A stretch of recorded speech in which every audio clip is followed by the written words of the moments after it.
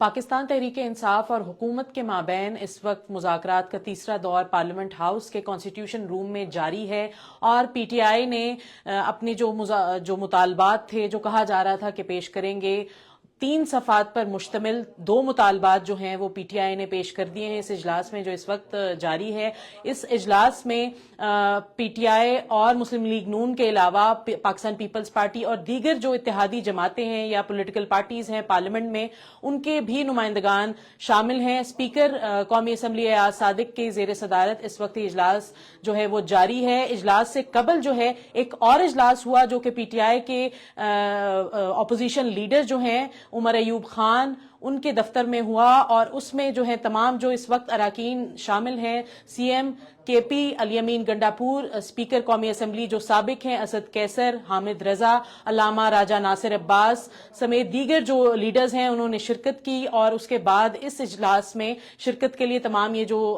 P T I کے رہنما ہیں وہ پہنچے۔ اس سے قبل، اس میٹنگ سے شروع ہونے سے قبل، متعدد لیڈرز نے پی ٹی آئی کے انڈیپینڈنٹ اردو سے گفتگو کی اور میڈیا سے بھی گفتگو کی۔ الیمین گنڈاپور نے یہ بتایا کہ بالکل گزشتہ کچھ عرصے سے جو ہے 2 روز سے یہ باتیں چل رہی تھیں کہ آیا پی ٹی آئی کی یا خاص طور پر چیئرمین پی ٹی آئی گوہر خان کی آرمی چیف سے ملاقات آیا کوئی ہوئی ہے یا نہیں، جس کی انہوں نے تصدیق کی، لیکن انہوں نے ساتھ یہ بات کہی کہ ان کو کسی سیپریٹ ملاقات کا علم نہیں، لیکن جو ملاقات ہوئی اس میں ایمل ولی، بیرسٹر گوہر، الیمین گنڈاپور، فیصل کریم کنڈی سمیت دیگر جو لیڈرز ہیں پولیٹیکل پارٹیز کے وہ شامل تھے۔ اور انہوں نے جب ان سے پوچھا گیا کہ اس کا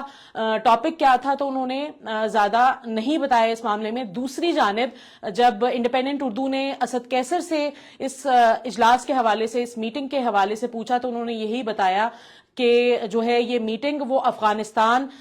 کے متعلق تھی، اس کی صورتحال سے متعلق تھی اس میٹنگ کا، اور سیکیورٹی صورتحال اوور آل جو ہے اس پر انہوں نے بتایا۔ ساتھ ساتھ جب ان سے پوچھا گیا کہ آیا کوئی سیاسی بات چیت ہوئی تو انہوں نے یہی کہا کہ سیاسی لوگ ہیں تو